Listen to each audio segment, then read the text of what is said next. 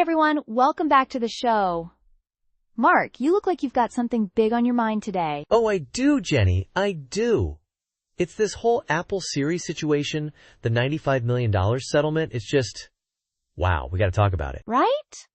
I saw the headlines. Siri? Eavesdropping?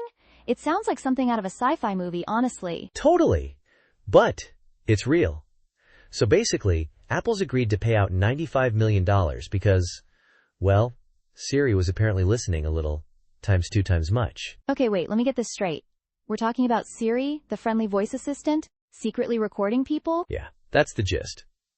Not times all times the time, and they're not admitting any wrongdoing, but still, it was enough that they've settled this huge lawsuit. That's unsettling. I mean, I use Siri all the time. Hey Siri, set a timer. Hey Siri, play my favorite song, you know? Exactly.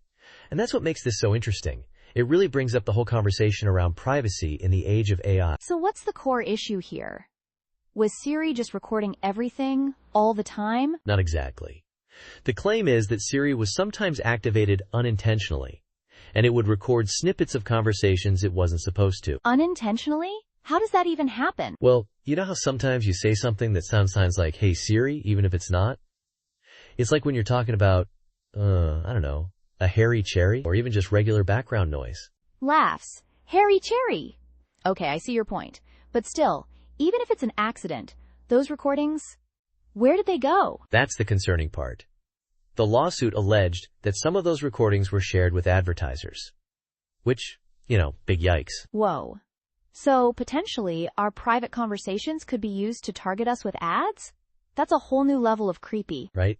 And it really highlights how careful we need to be about the data these devices collect. It's kind of like, you invite this helpful assistant into your home, but are you also inviting in a whole bunch of unintended listeners? It's a bit like that Twilight Zone episode, It's a Good Life, except instead of a mind-reading kid, it's a mind-listening phone. Ha, exactly. And here's the thing about privacy, Jenny. It's not just about having something to hide. It's about control. It's about knowing what information is being collected about you and how it's being used. Totally. It's about having a say in what happens to your own data. So how does this $95 million settlement work? Who gets the money? Well, anyone in the U.S. who owned an iPhone between September 2014 and the end of 2024 could be eligible. They can claim up to 5 devices. That's tens of millions of people. Wow, that's a lot of people. But if you do the math, it comes out to $20 per device maybe? Yeah, something like that. And realistically, only a small percentage of eligible people will probably file a claim. They're saying 3 to 5%. So it's more symbolic than anything? A gesture towards acknowledging the privacy concerns? I think so. And, to be fair, Apple has made changes to Siri since 2019. They've been working on improving transparency and user control. That's good to hear. But it does make you wonder, what about other virtual assistants? Are they any better when it comes to privacy? That's the big question, isn't it? It's hard to say for sure. This lawsuit is specific to Siri, but it definitely raises concerns about the whole industry. It's like we're all part of this giant experiment, figuring out the boundaries of AI and privacy as we go. Exactly. And that's why these conversations are so important.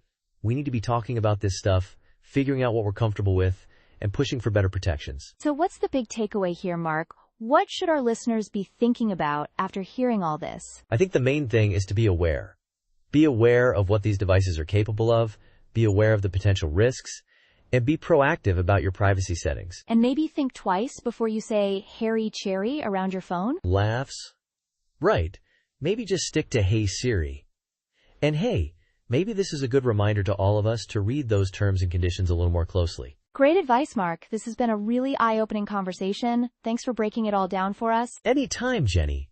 It's a fascinating and slightly terrifying time to be alive, isn't it? It definitely is. All right, everyone, that's all for this week's episode. Join us next time as we delve into, well, you'll just have to wait and see.